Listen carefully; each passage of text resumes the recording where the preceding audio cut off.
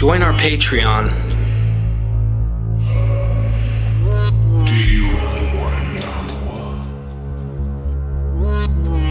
We are Myth Vision. We are Myth Vision. Welcome back, ladies and gentlemen. Today I have a special surprise. I've had a lot of people who've approached me and said, Derek, you need to have a woman join you on your show. Is this a male-only Myth Vision show? What's going on here? And I said, look, I've actually recorded a few videos with females. I'm sorry that you haven't seen them. I'm not a male chauvinist, I promise. And anyway, I get to not only have a female join me today, but a scholar in the field and someone who's gone and got education in the background, Megan Lewis. Is that okay if I call you Megan? Yeah, absolutely fine. Okay, welcome to Myth Vision Podcast. Thank you for joining me. Oh, thank you for having me, Derek. I'm looking forward to it. Today, I want the answer to the universe by the time we're done with the show. So I'll see what I can do. Seriously, Josh is outside doing his work right now. She's on here, and their family, they're wonderful people. Go to their YouTube channel. They educate for free. Of course, donations are obviously, please, help. I mean, we have an impressive book habit. So really all of the donations we get through Digital Hammurabi go to the library. Show them some love. And seriously, go subscribe. If you're not familiar with them, first of all, let me tell you a little bit about Digital Hammurabi and give a little list off here to get us introduced to Megan and her husband, Josh, who's not here right now, Dr. Josh. Digital Hammurabi is a public outreach digital humanities project creative brainchild. One big word right there of husband and wife Assyriology team Megan Lewis and Joshua Bowen. Megan, who is joining us today, has a bachelor's from Birmingham University in the UK in ancient history and a master's in philosophy from the same in Assyriology. And I believe it's a master's in Near Eastern Studies from Johns Hopkins University. Mm-hmm. And you obtained a ABD status and PhD program at the Johns Hopkins University before deciding that your energies are better spent elsewhere. And you plan to go back at some point, maybe, or I will. I think once we don't have small children running around. I love them dearly, but they are not terribly conducive to research. I imagine so. I got 3 boys and they are crazy. Oh, yeah. Respect. I totally respect. That doesn't take away. Your husband is also a PhD doctorate in very similar fields. He has a master's in theology and the list can go on. You guys have 2 books currently right now that I recommend if any of you are interested in checking it out. I've interviewed Dr. Joshua Bowen on did the Old Testament endorse slavery? Of course, I was wanting him to kind of take a bat to the whole thing, but you got to imagine that's in a different time. And it's interesting. The show we did, I'll leave that in the description down below, and learn to read ancient Sumerian. That's also a really well-known publication that you guys have had. Mm-hmm. We've actually been very surprised at the reception, especially the Sumerian book has had. There's a perception in academia that what we do is so esoteric and so like out there, no one else is really interested in it. But Josh filmed a Learn to Read Ancient Sumerian video series, just 11 introductory videos. And the first video in that series is hands down the most viewed video on our entire channel, by several 100,000 views. And the Sumerian grammar book, we published the book in late December. And I think on average since then is what is May now. On average, we've sold 77 copies a month, which I didn't expect to sell 77 copies total. So we're very pleased with that. And it's nice that so many people are interested. I was going to ask, is it just scholarly type or just inquisitive people that are just like, or is it kind of a mix of like, I want to know if ancient aliens is true? I think it's a bit of a mix. I know that we have a lot of people who watch the channel and have gone through all of the videos, the Sumerian videos, and the book gives you a little bit more detail and gives you more exercises. So it's a bit more of a stretch. So there's a lot of I call them like interested non-specialists who have gone out and bought it. But I know we've also had grad students, and we've had a couple of professors buy it. And a friend of mine who works at Oxford University is trying to persuade her department to use it, not quite as a textbook, but as a teaching tool for their incoming graduate students. So it's a good mix. Wow. You said something a little while ago, esoteric. Mm-hmm. And that I actually love that word. It's a great word. It really is, because it strips away, in my opinion, the where I come from, fundamentalism in so many respects. I'm not saying there isn't esoteric thought in that field, but stuff becomes so exoteric, and you really, they're asking you to swallow pills that seem too big to swallow after you have to consider these ideas.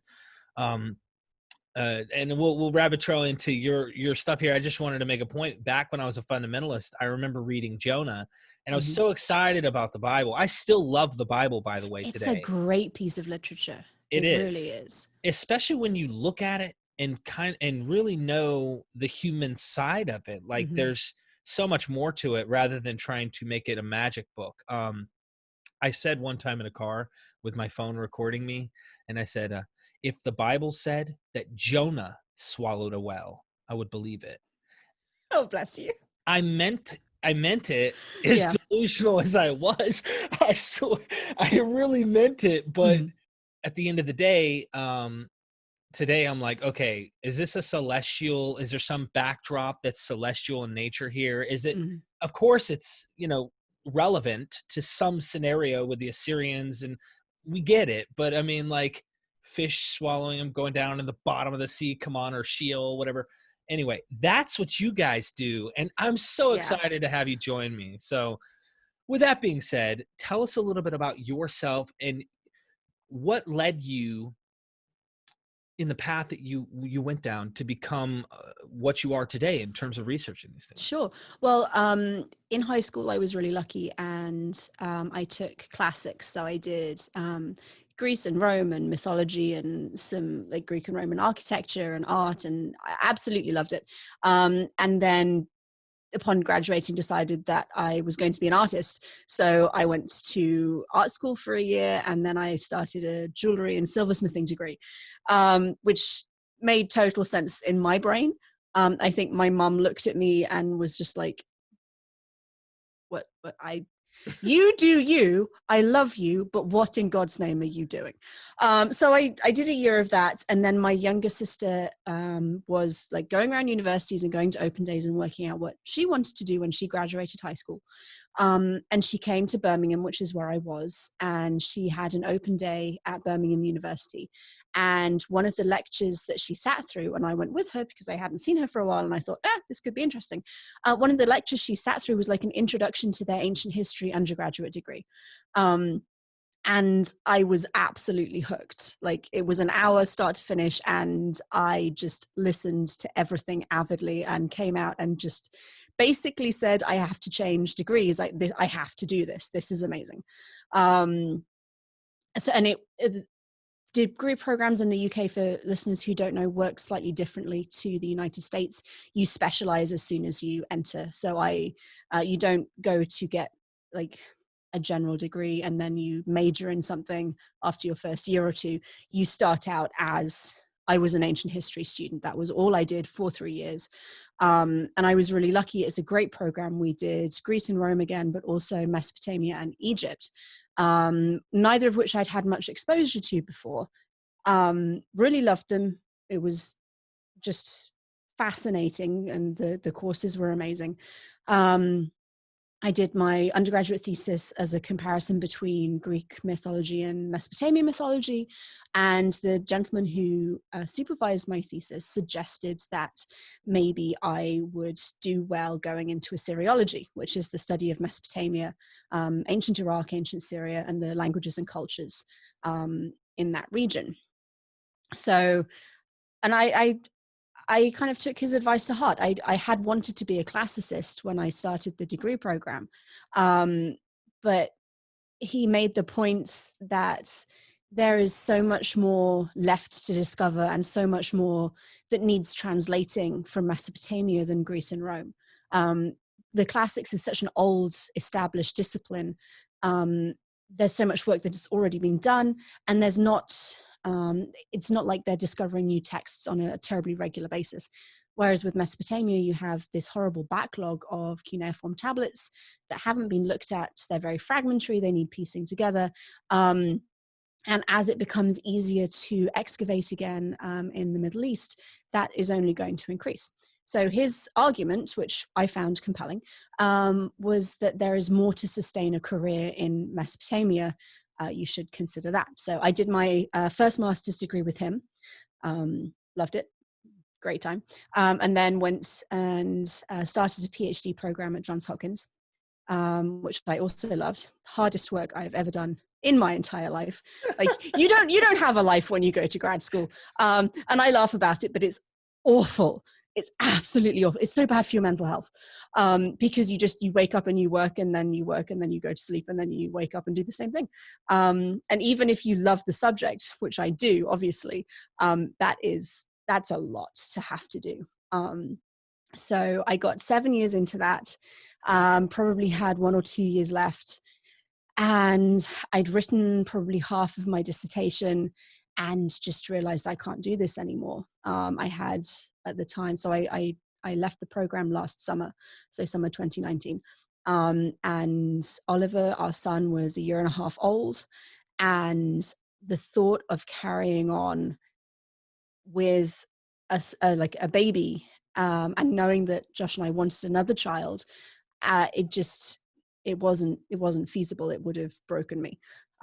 So I made the decision to step back.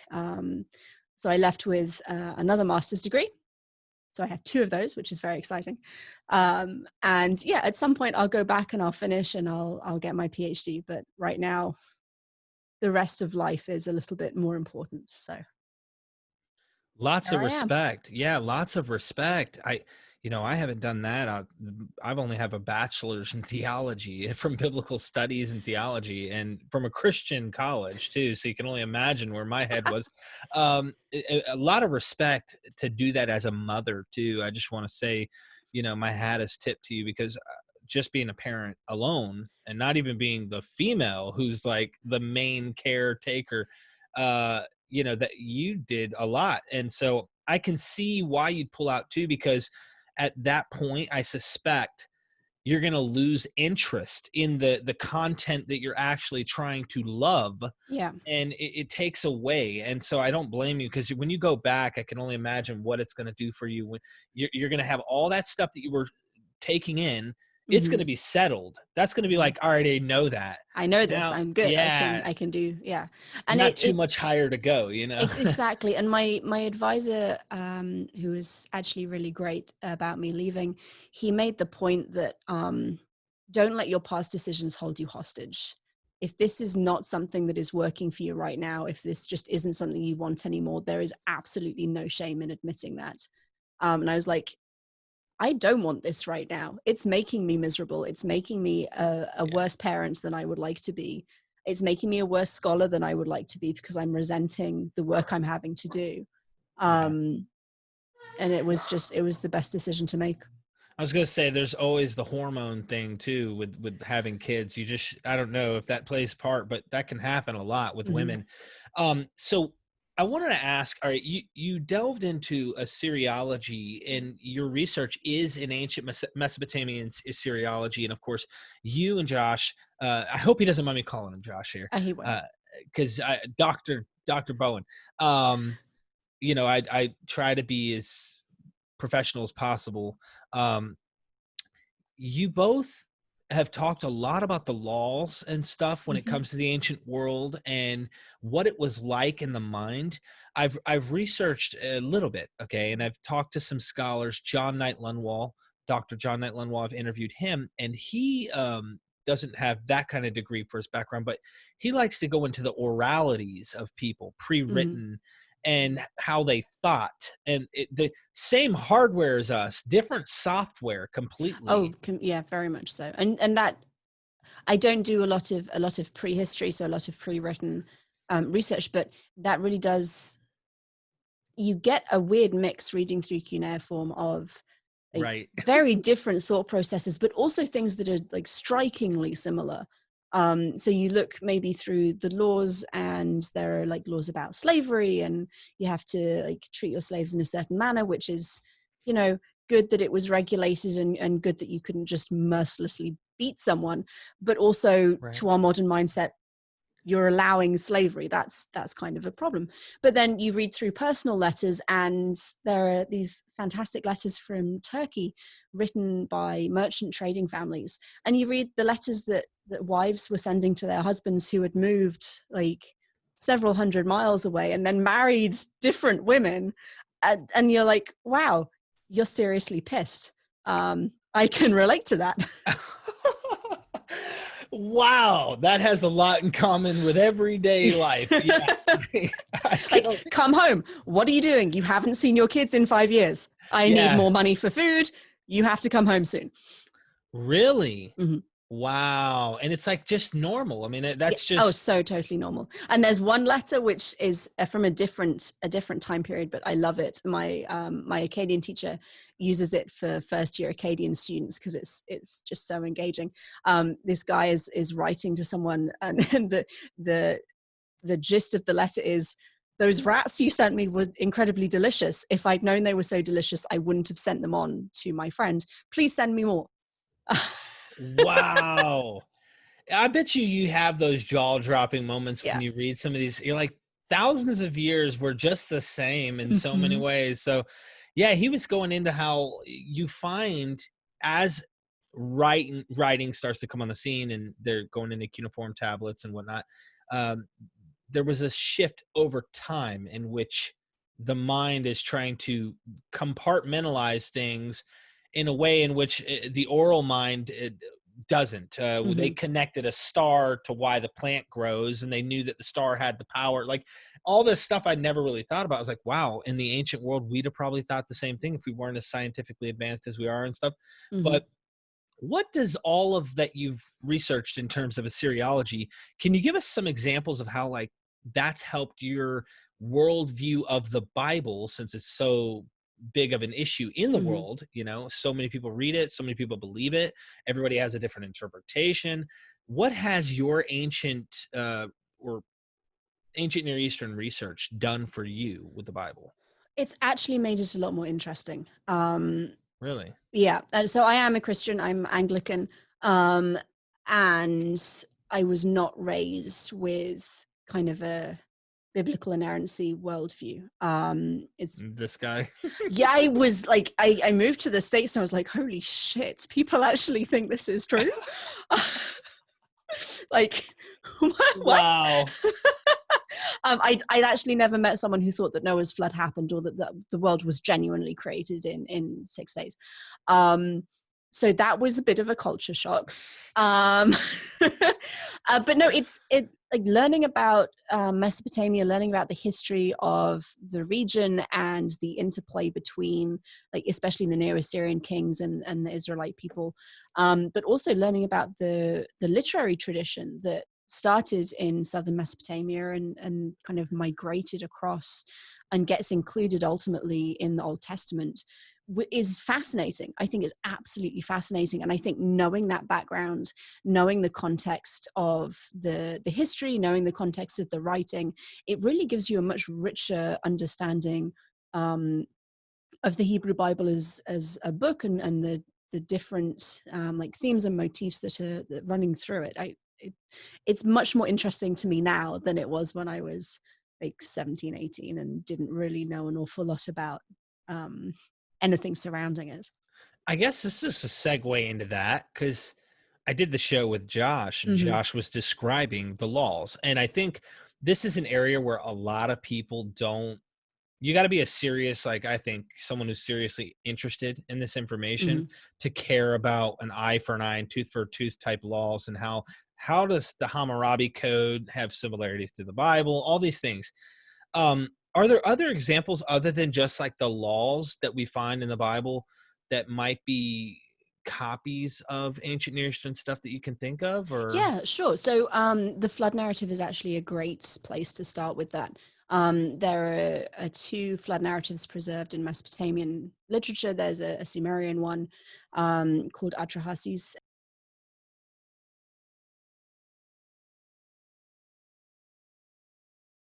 and then there is one preserved in the Gilgamesh Epic, which is in Akkadian. And especially with Atrahasis, you find like very obvious evidence of borrowing. And I did a whole video series about why this isn't actually plagiarism, because it's not like a wholesale removal of the whole myth, obviously, because Atrahasis talks about all of the Mesopotamian deities, and the motivation behind sending the flood is very, very different, and the results are very, very different. The Mesopotamian gods send the flood because basically humanity is too loud and they can't sleep anymore. So they're like, we'll just flood the earth, it'll be fine. And then one of the gods is like, hang on, I quite like some of these people. I'm going to save these ones. And ultimately that's a good thing, because the gods do rely on humanity for worship and for food offerings and all that kind of thing. But then you look at the biblical accounts, and it's very different. There are enough similarities that scholars are very confident that the people who wrote down the account with Noah were aware of the Mesopotamian versions. But it's been changed and reframed so that instead of it being a kind of capricious act by like gods who haven't slept enough recently, it's something that humanity deserves. It's something that Yahweh is completely justified in bringing down on us, and ultimately we're saved by his good graces and his favor. So there's no bad God, there's no good God. It's just Yahweh and his infinite wisdom doing what is best for everyone, which is it's a very interesting switch. And I think you miss a lot of that interest and a lot of that nuance by kind of trying to say that the biblical account is like the only one, it's the only interesting one, it's the only true one. You miss an awful lot of that, when actually what it is a reuse of an existing motif to prove your own deity's supremacy over all other gods. That was well said, and much appreciation there. In fact, I think Dr. Robert McNair Price, which I interview often on here, he's just right down the street. So I've got a million videos in the backlog. Perfect. At some point, I'll bump into more scholars and have more, camera time for everybody. But I love him. He's such a kind guy. He said there's only one book that he's personally found plagiarism. Mm-hmm. Like he thinks that there is plagiarism verbatim is in the book of Acts, and it comes from the Dionysius the Bacchae, Euripides, and that's the only book he says at all of them. And I'm like, but aren't there parallels? That's really interesting. Yeah. He said that doesn't mean, even if there's parallels, it doesn't mean plagiarism. And I'm like, okay, I've got a lot of learning to do, because it's difficult, because our society uses plagiarism as kind of a catch-all term for like copying or borrowing from one place to another. But one of the examples I give in the video is that the movie Clueless is like based entirely on Jane Austen's Emma. And the book seriously heavily informs the movie. The plot is identical, and a knowledge of Emma, I think, really helps you, or it helps me at least, enjoy the movie more. But the movie makes sense by itself as a standalone thing without anyone's knowledge of Emma. And I think that's an important distinction. It's plagiarism doesn't make sense without the original. And I think intertextuality and textual reuse of themes and motifs and even whole stories, if you're building on them and elaborating on them, they function absolutely fine as like standalone works of art.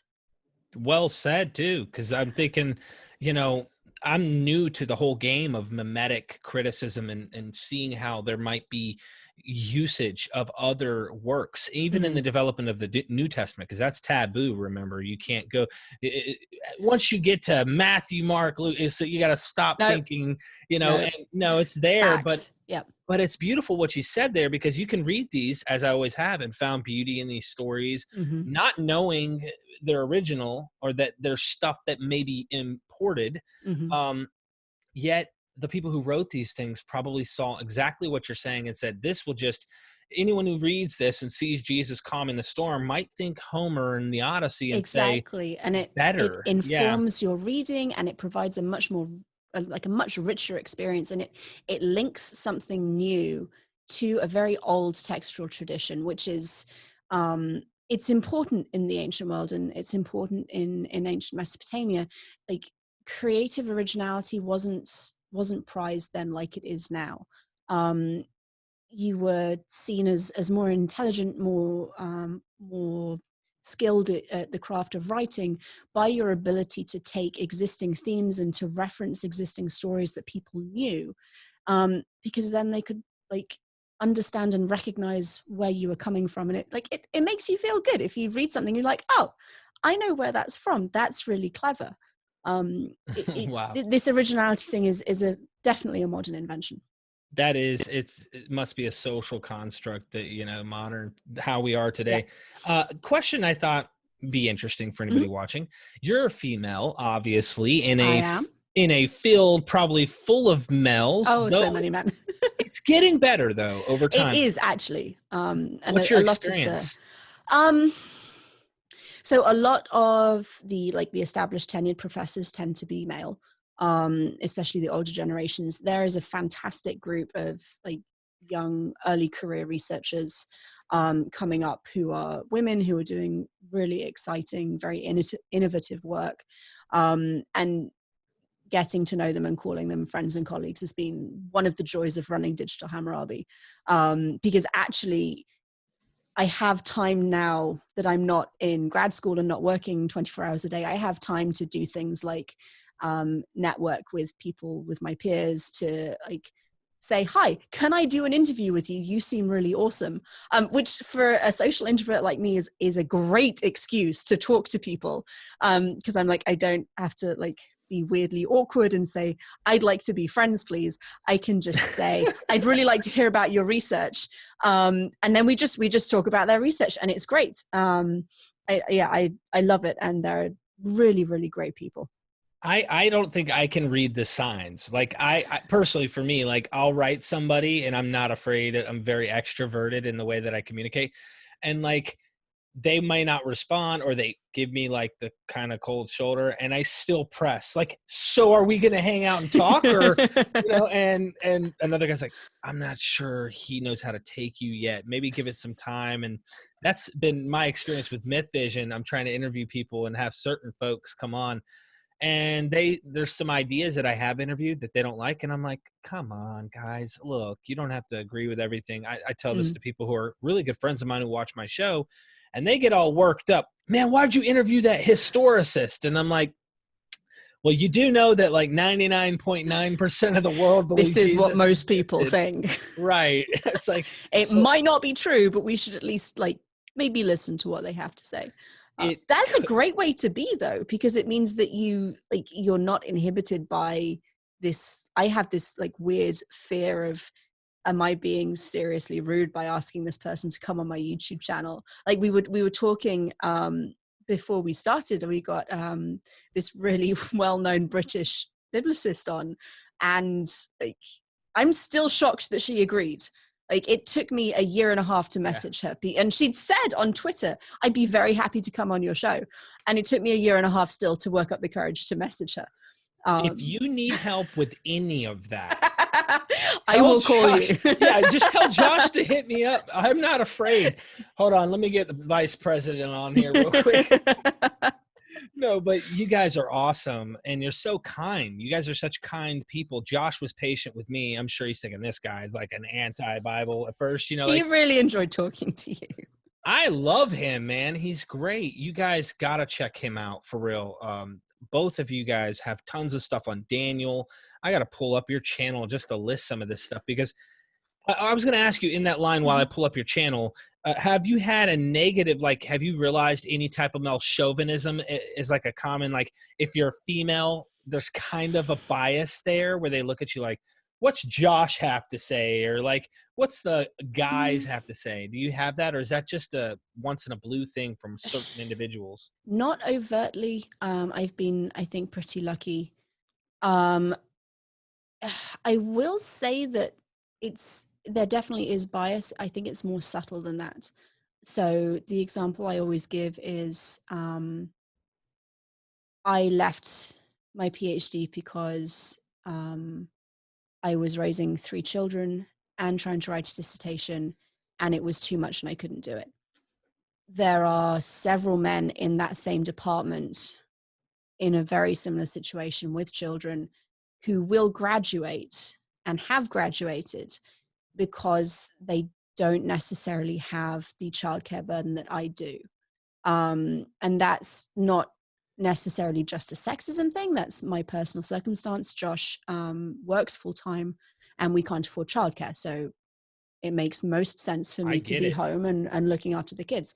But at the same time, there is a kind of an implicit assumption that when you're a graduate student, and it varies from department to department and field to field, but there's an assumption when you're a graduate student that your studies come first, and there is very little recognition, especially for female students who have children and statistically speaking are more likely to be primary caregivers, that actually we might need more support, or we might need to take slightly longer to finish because we have to like raise kids at the same time.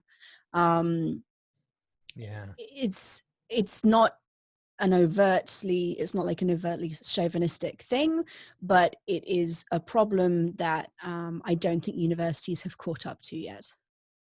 I had to ask that, and thank you for the courage of just being honest, because someone out there might be going through something like that, and they watch this and go, you know what, I'm in the same boat, and that's my experience. Sometimes we got to encourage them to keep going. Maybe they're just going through a little bit of a tough time, and that's life. But when you got kids, you got to figure out what's best. And I'm going to butcher her name. So I'm going to try and give our audience here on Digital Hammurabi, which you guys go to the YouTube channel, you'll see Francesca. How do you pronounce her last name? I need it up in front of me because otherwise I will also butcher it. Hang on. It's hang on. Stravra. Very tough to pronounce that one for me. Stavrokopoulou. She's awesome. Seen her in interviews. She was great. Yeah. Yeah. I'd love to interview her at some point, because I heard her on, with my the historicity, she has openly said Moses, no, Abraham, no, mythological, right? And what's that mean? I guess we could probe into that, what she means by that. Does that mean there could be at the basis, could it be another character, like some kind of historical, or maybe figure way back when, or just like borrowed from somewhere else? Yeah. Yes. Is that what she means? Or could it mean what she means? And then also, what does that question bear on Jesus? Because when she was asked that by a guy in an interview, I'm sure you've watched most of her stuff. If you haven't, I'm sure you will. She answered it in a way of saying, well, she paused. So I'm like, I'm interested. Yeah. And she said, well, most scholars think that he existed. And that was her answer. And I was like, what do you think? Yeah. I want to know, and complete, not saying you got to be a hook, line, sinker mythicist to think, I'm not sure that there was, I don't know, but I wanted to get her, I wanted to ask that on your show, but I was like, she's probably started with questions, But no, that was a good interview. That was amazing. You guys have 10,000 views in just a few days. That was really, really awesome. And like our videos will normally get a few hundred in that time. So yeah. Yeah, I want to definitely start getting my audience to see what you guys are putting out there to educate, ourselves on this, because it's super important. Let me ask you this. The Assyriology, right? This is ancient Assyria, if I'm not mistaken. It's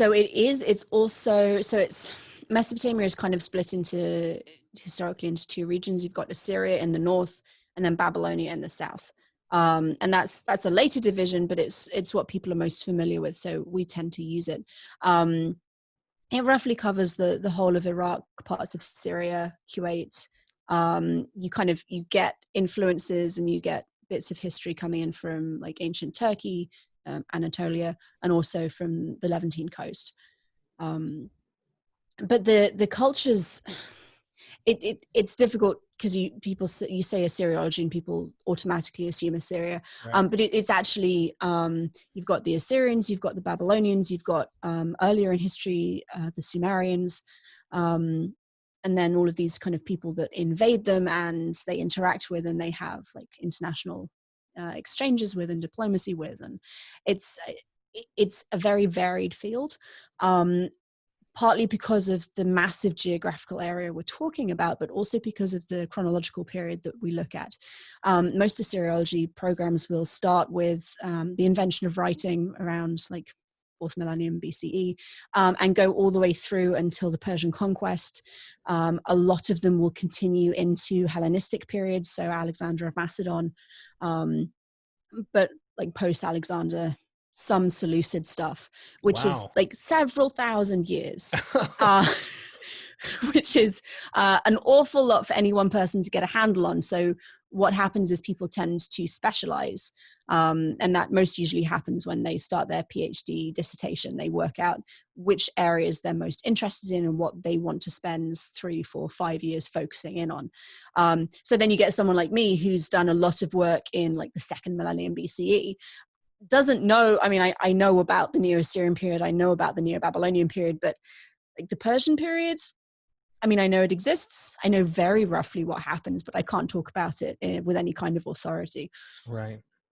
So that being said, ancient 2nd century, I got to go where because honestly, I don't have a clue of any of it. So you might say something, oh no, I have heard that, but I can't speak on that at all.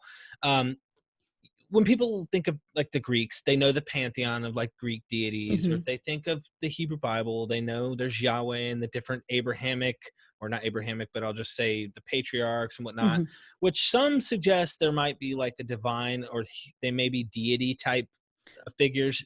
Not going there. I'm just making the point, like, we know what they are. When you think of ancient Assyrian, or this Assyriology, if you will, because this multiple 2 different areas, if you will, regions, whatever. When you think of that, what is their religion? Now, I know they have a flood myth, or a couple flood myths, you said. What is their pantheon? Can you give like a general of what it is? Yeah, so Mesopotamian religion is quite varied. But has, I'm going to contradict myself, it's varied, but it has a lot of similarities and continuities. Early on in history, you have each individual city is kind of like its own city-state, and they all have individual pantheons. A lot of them have the same gods, but the patron god of that particular city will vary from place to place. So if you're looking at a city-state of Lagash, the patron god is the warrior god Ningesu. If you're looking at the city of Uruk, it's the warrior goddess Inanna. So which gods are more important varies geographically. They are all viewed as being like real. They're often related to each other. Like, how they're related changes based on where you are. So if we're taking Inanna as our example, sometimes the moon god is her father, sometimes the sky god is her father. It depends on what text you're looking at and where that text originated. This doesn't seem to have caused anyone any problems in the ancient world. Contradictions were cool. It bugs us. Yeah, right. It bugs us, but they were like, cool, okay, fine. As time goes on, what happens is that all of these like slightly different pantheons kind of merge and syncretize, and gods that may have been distinct at one period in time but have similar characteristics are understood to be aspects of the same deity, or maybe the same deity just under a different name. And the easiest way to look at that is, again, the goddess Inanna, who is she's the goddess of sex and also warfare. And in the south, she's known as Inanna. And then when you go up north to Assyria, she's called Ishtar. So the name for the same god even changes. It's the same god, though. Oh, wow. They understand her to be the same deity. So then as time goes on, like the Assyrians kind of rise to supremacy and invade Babylonia and rule it as one large kingdom. So then the name Ishtar is used much more frequently. And then in like the Neo-Assyrian period, it's just, you don't really hear about Inanna any much. It's Ishtar, but it's the same goddess. She has the same characteristics. She has the same family. And she's understood largely to be the same deity. So there are a selection of kind of supreme deities. There's the sky god An.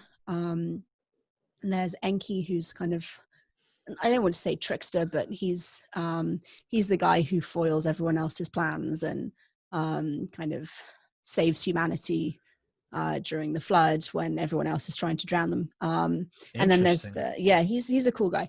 And then there's the water god Enlil, who's thought to live below the earth. The Mesopotamian worldview was you had the earth on top, and then underneath was this like really deep kind of sweet pure water called the 🀭, and that's where Enlil lived. Is this similar to the waters above, waters below Genesis, you think? Yes, or okay. Similar, very similar. There was like a dome as well, like in Genesis, dome over the top, waters underneath, and then so they were kind of like the three main gods. But then again, as time goes by and different cities become more or less important, who's at the head of the pantheon changes and fluctuates.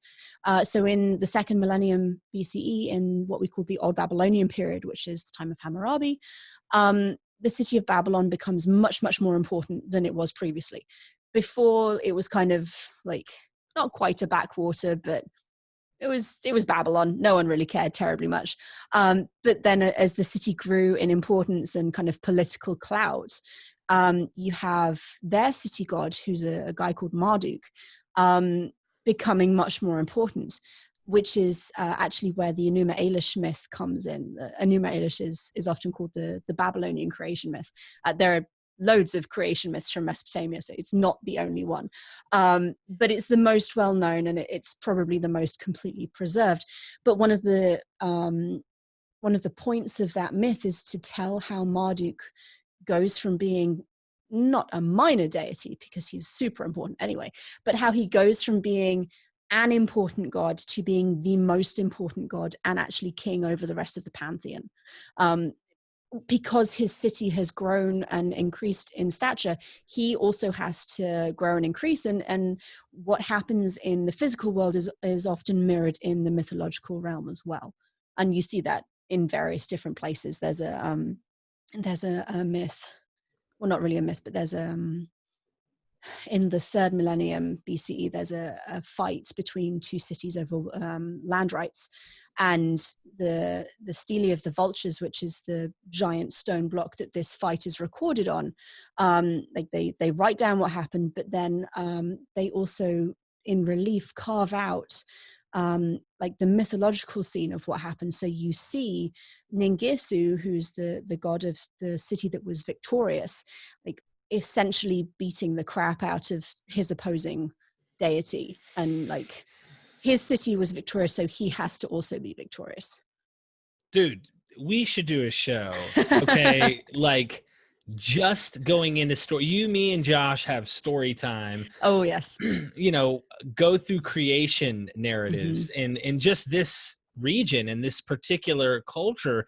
I'm fascinated with all of this, and from what I was told, and I don't know because I've not read all this, but I was told like the ancient Mesopotamian stuff is not as well preserved. Like you said, there is stuff. Don't get me wrong. We have writings. I'm not in papyri, but you know, we have. Can't even think. My brain. Tablets. Yes, tablets, and it's not like as well written as what you would find like in the Greek epics or stuff like that. But then again, I don't know. So, what are your thoughts on that? So it varies drastically. We have a lot of stuff that is incredibly well written, beautifully preserved, because a lot of this mythology, a lot of this literature was used to train scribes.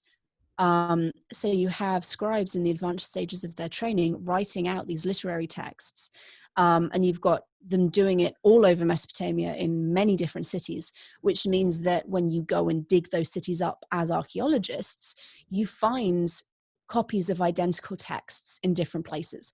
And one of the jobs of the Assyriologist is to take the tablets, recognize whether they are from the same literary composition, and then work out how they fit together.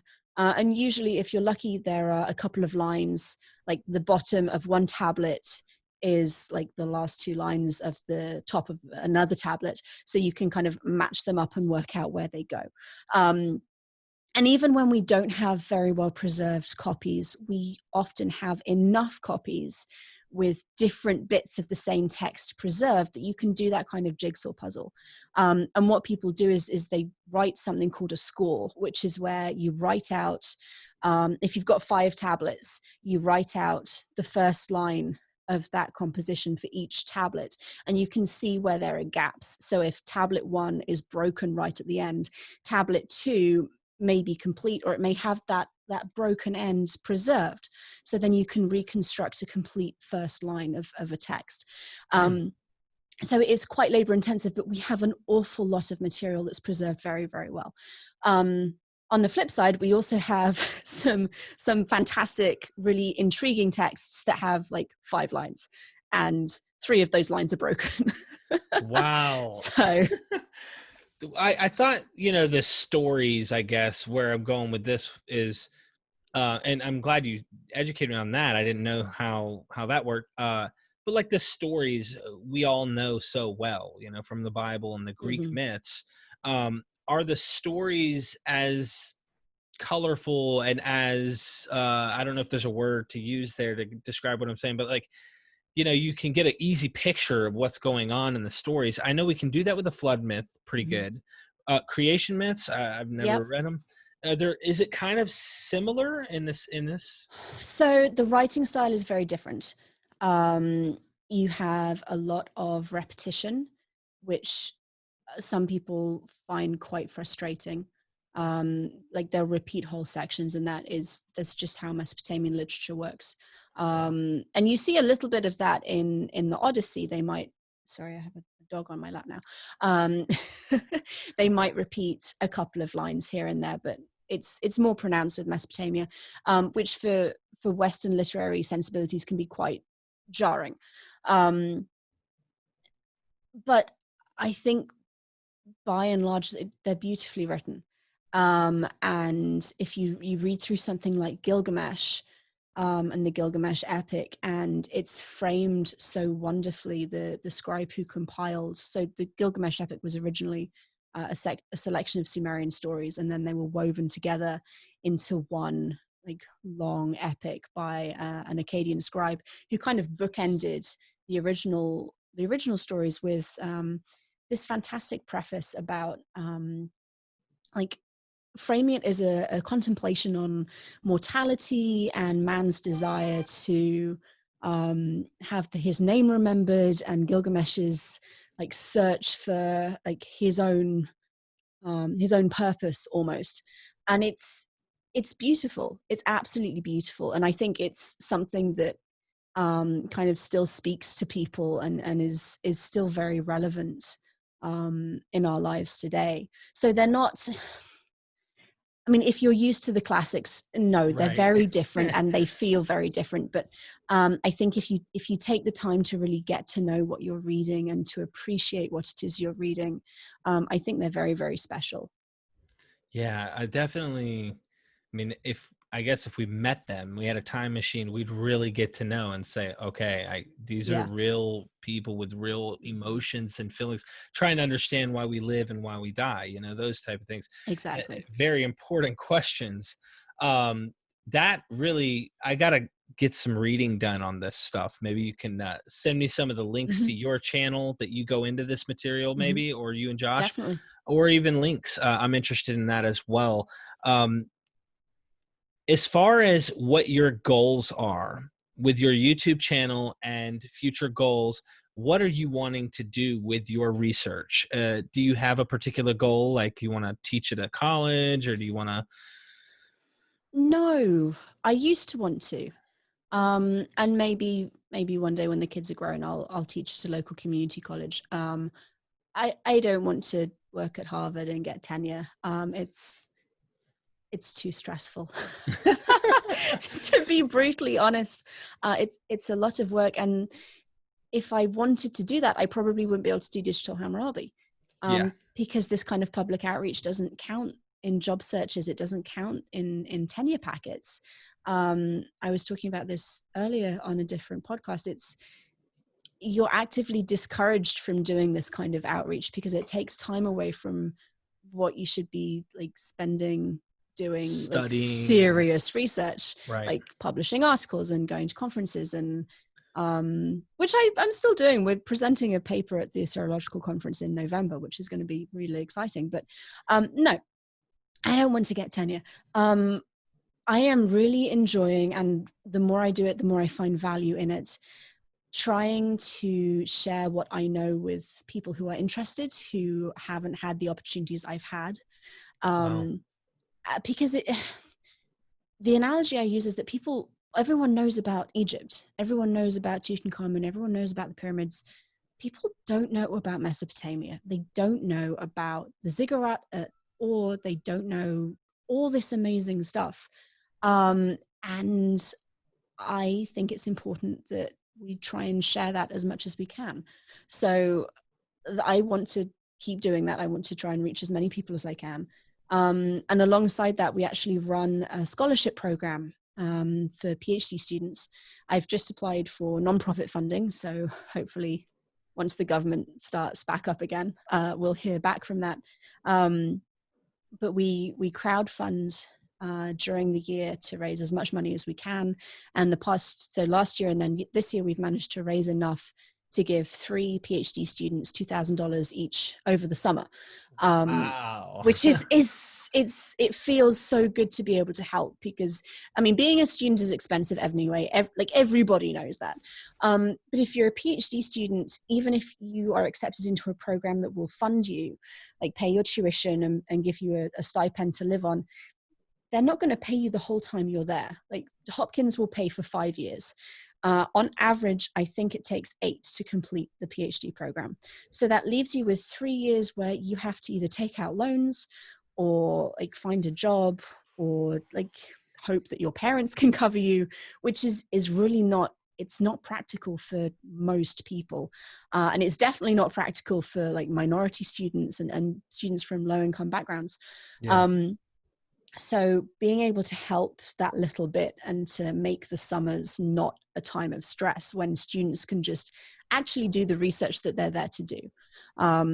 Because even if you get a stipend, you're usually not given money over the summer, and you do still need to do things like buy food and pay rent. So then you get a job and you extend your time in grad school ultimately, because you're not working for those 3 months over the summer. You're not doing your dissertation. You don't eat, which isn't really an option. You try and save enough over the year that you can pay for yourself, but on a graduate student stipend, that's not terribly practical either. Or you apply to scholarships and grants like the one we have. So we're just trying to help.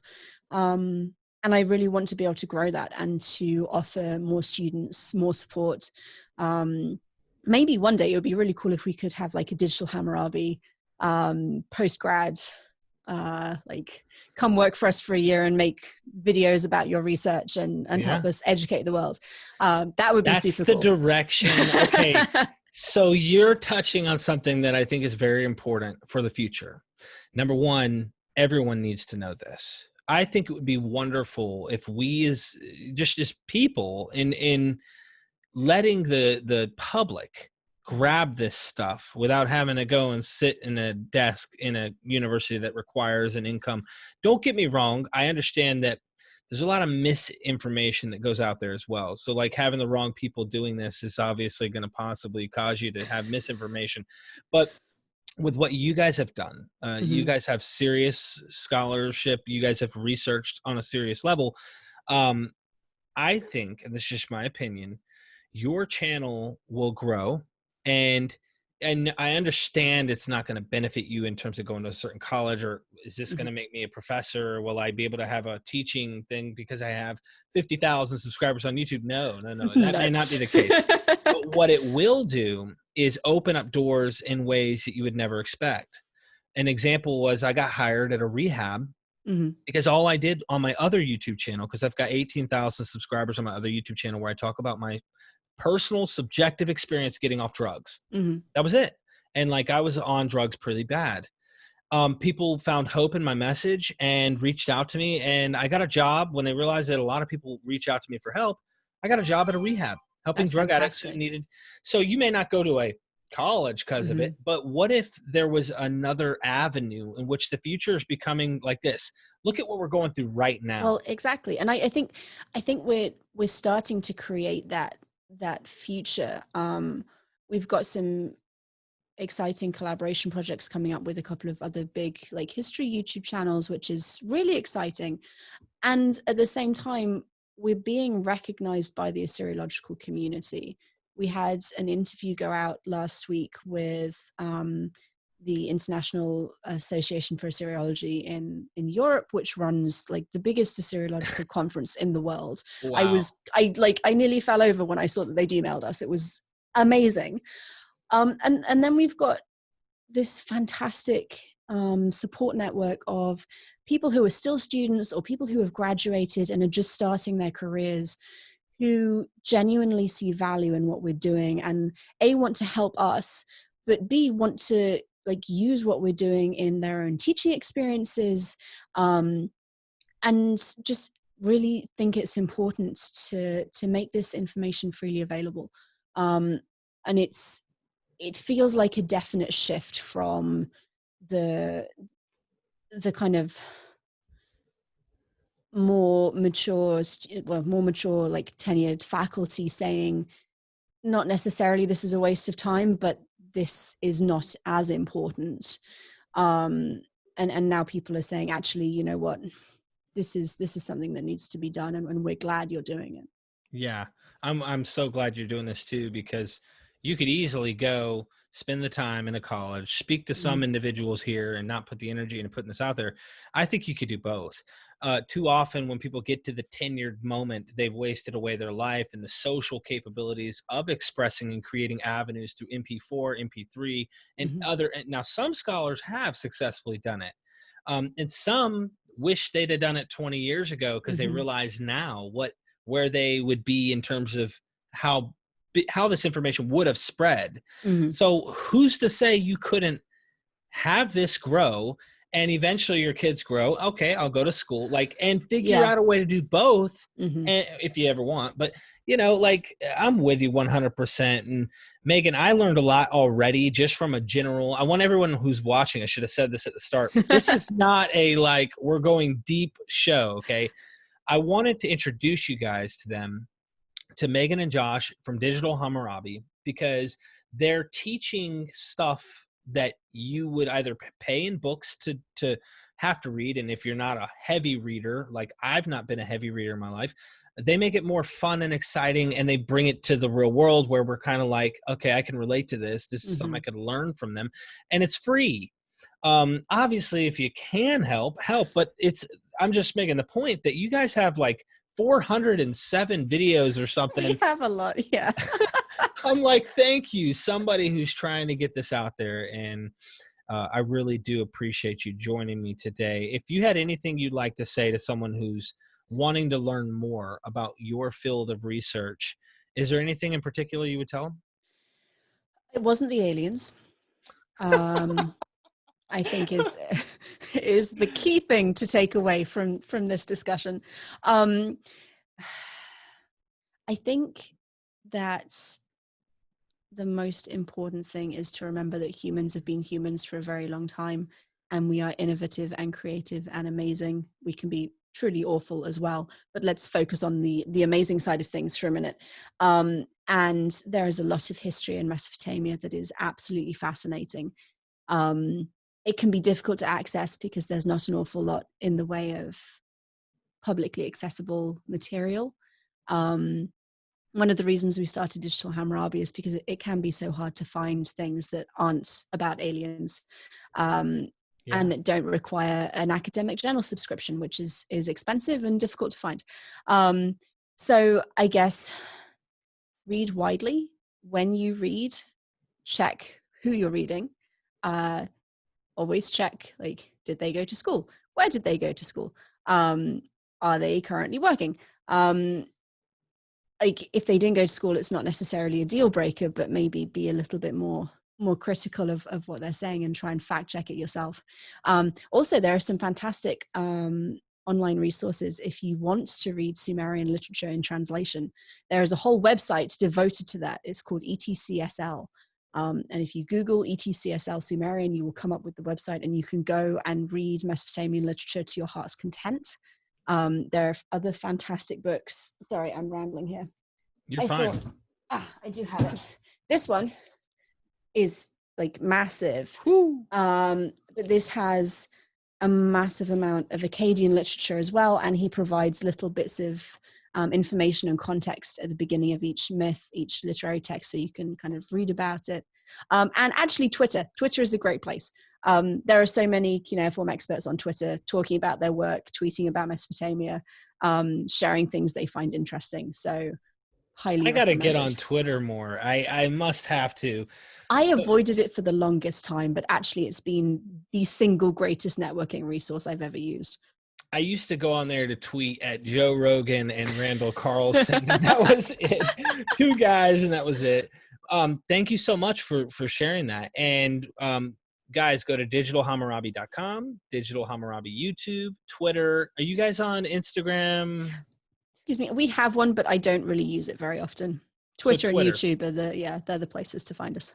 You guys definitely let them know. Go show them some love. Tell them you came from Myth Vision when you do. I got to get you and Josh to come on. This is great introduction. You guys are such kind people, and you know a lot of stuff that I know I can learn from. I know my audience can learn from you guys. I want to go into some of the stories. I'm a big story guy. We can definitely do that. Big time. I love stories, parallels, things that you go, well, look at this. I bet you didn't know that. And I bet you probably have something about the book of Jonah that, I personally don't, but I strongly suspect Josh would do. Something, because Assyria is in the mix here. But yeah, I would like to have you guys join us again. I really do appreciate that. And don't forget, ladies and gentlemen, we are Myth Vision.